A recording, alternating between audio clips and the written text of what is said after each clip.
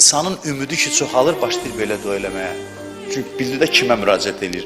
A'tini bi məsələti iyyak cəmiə xeyrid dünya və cəmiə xeyril axirə.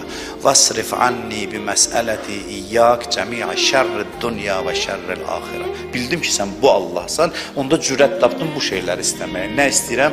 Bütün dünya və axirət xeyirlərini mənim səndən istəməyimlə ver. İstəməyənə verirdim, mən ki istəyirəm, ver. Və bütün dünyanın, axirətin ziyanlarını məndən uzaq elə, bunu da mən özüm səndən istəyirəm. Və bu şəkildə Allahla münacat edir. Yadda saxlayın, sizin kiçiyiniz kimi, kiçik qardaşınız kimi bunu deyirəm ki, insan Allahdan ümid elədiyi qədər alır, gözlədiyi qədər alır. Nə qədər gözləyirsən, nə ümid edirsən odur. Bu həyasızlıq deyil, bu rəhmətə sığınmaq.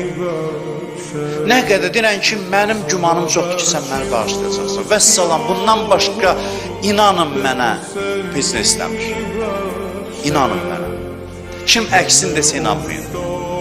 Allah bu qədər istəyir və namaz da bunun üçündür. Nədir vacibdir? Bu ümidi yaratmaq üçün. Yoxsa namaz adamı heç yerə çatdırmır. Namaz insanda özündən ümidsiz edir. Adam ibadət edir, çarpışır, görür ki, yox, qarşılıq verə bilmir. Qoyur qırağa o mənə yox, tərk edir.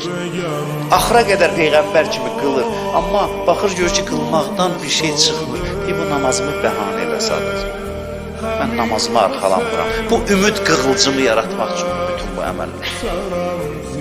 Bədir döyüşündə sayımız azdı, Quran buyurur, qalib gəldiniz. Niyə? Çünki sayımız az idi, təchizatınız zəif idi, mənə inanınız güclü idi. Mənə sığındınız, ümidinizə müvafiq davrandınız, qələbə çaldınız. Bu nəyin günü? Təchizatınız çox, ordunuz güclü, düşməndən qat-qat güclüsüz, amma arxalandınız, təchizatınıza məğlub oldunuz. Sizin mənlə münasibətiniz ümid qədərdir, mənə sığınmaq qədərdir. Qiyamətdə də belədir. Bu hədisdə Qədir gecəsindədir. İcazə verin bu yerdə bunu deyim və sözümü yavaş-yavaş yekunlaşdırım. Həmin o qiyamətin ən qorxulu halında deyib əmr olunlar ki, bəndəni cəhənnəmə aparın. Qolundan tutub aparırlar. Deyir, görürlər ki, bu arxaya baxır. Cəhənnəmə getmək istəmir elə bir. Deyir, elə bir bəndəmin mənə sözü var, saxlayın. Nə sözüm var? Deyir ki, heç güman eləməzdim, inanmazdım ki, məni cəhənnəmə aparasın. Heç güman eləməzdim. Mən dünyadaykən günah eləyirdim, amma ümid eləyirdim ki, məni bağışlayarsın. Deyər ki, buraxın, qollarını buraxın. Sonra maraqlı söz deyər. Deyər, İzzət və cəlalıma and olsun ki, yalan deyir.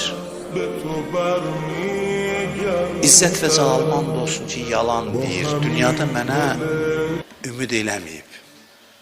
Dünyada mənə bir an bu ümiddə olsaydı, heç iş bura gəlib çatmazdı. İndi ki, burada bu ümid yaranıb. Bıraxın onu. Ümidinə uyğun davranacam onunla. Bu hədisi mən deyəndə bəziləri deyir ki, yox, ola bilməz.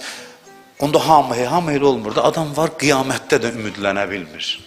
Orada da ümidlənsə, bağışlayar. Ümidlənə bilmir. Qışqırır, bağırır, ümidlənə bilmir.